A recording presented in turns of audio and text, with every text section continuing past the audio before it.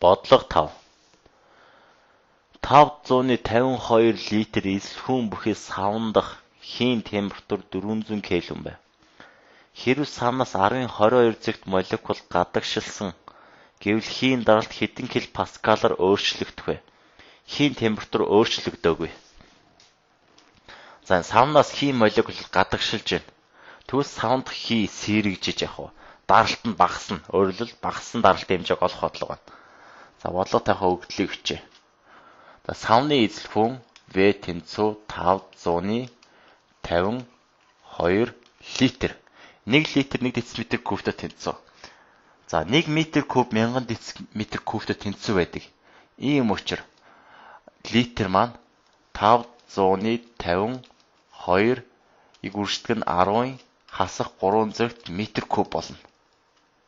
За энэ бодлогыг бодох дээр нь болвол бүх хэмжигдэхүүний нэгжүүдийг стандарт нэгжтэй шилжүүлчих хэрэгтэй. Тэгвэл олох хэмжигдэхүүний маань нэгж стандарт хэмжигдэхүүнээр гардаг. За савнд хийн температур 400 кельвин байсан. Т тэнцүү 400 кельвин. За савнаас яг 10-ийн 22-т ширхэг яг молекул гадагшилсан. Энэ бол савнд хийн молекулын багассан хэмжээ. Даралт савнд хийн даралтын өөрчлөлтийг болно. Дельта даралтынхаа өөрчлөлтийг дельта П гэж тэмдэглэжээ. За идеал хийн даралт П тэнцүү Н К Т байдаг. N гэдэг маань нэгж эсрэг молекулын тоо буюу хийн концентрац. К гэдэг нь болцсон температур, Т гэдэг нь абсолют температур.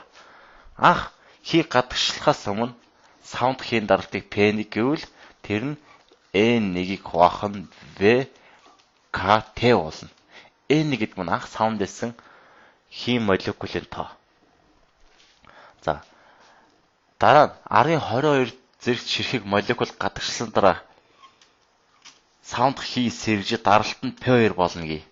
Тэгвэл P2 даралт маань N2-ыг хуваах нь V үрждэг нь KT байна. N2 гэдэг нь савнд үлдсэн хийн молекулын тоо. За бид нар савнд хийн даралтын багассан хэмжээг олох гэж байгаа учраас дельта P даралт маань анхны хийн даралтаас үлдсэн хийн даралтыг хассантай тэнцүү. За одоо бүгд дельта P-г олъё. За бид нар одоо P1-ээс P2-ыг хасна. За тэгвэл энэ хоёрт маань KT-г хуваах нь V гэсэн ижил гишүүд байна.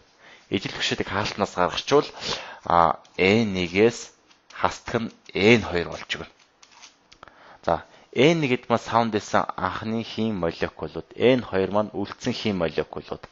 За тэгвэл савнд байсан анхны хийн молекулуудаас үлдсэн хийн молекулуудыг хасах юм бол гадагшилсан хийн молекул гарч ирнэ.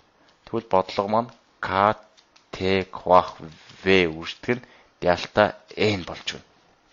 За ингээд одоо бодлогын томьёо хариу гарсан учраас бүгдээрээ тоо хариуг нь олъё. Дельта P тэнцүү. За K маань болцсон мөр тогтсон бол болцсон бол 138-ыг үрждэг нь 10-ийн хасах 23 зэрэгт байдаг. Т нь абсолют температур. За савнд хийн абсолют температур 400 кельвин өгцсөн. Хуваах нь савны эзэлхүүн. Савны эзэлхүүн маань 552-ыг үрждэг нь 10-ийн хасах 300 метр куб байгаа. Үрждэг нь гадагшилсан молекулын тоо буюу 10-ийн 22-т зэрэгт. За одоо бүгдээрээ сул тоонод өвжүүлээ бач. За 400-ийн маань 4 юм үү?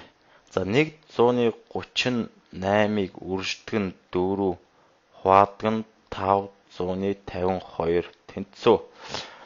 За 1 гарч байна. За тэгэхээр энэ 10-ийн хасах 23 зэрэгтээс хасдаг нь хасах 3 зэрэг гिचх юм бол 10-ийн хасах 20 зэрэг болно. Хасах 20 зэрэг дээр энэ 412 зэргийг нэмчих юм бол хасах 18 зэрэг. Хасах 18 зэрэг дээр 22-ыг зэрэг нэмэх юм бол үрждэг нь 10-ийн 4 зэрэгт үлдэнэ. 4 зэрэгт буюу паскал болно. За ингэвэл багассан хийн даралт маань 10 кил паскал буюу D хариу байна. D хариу.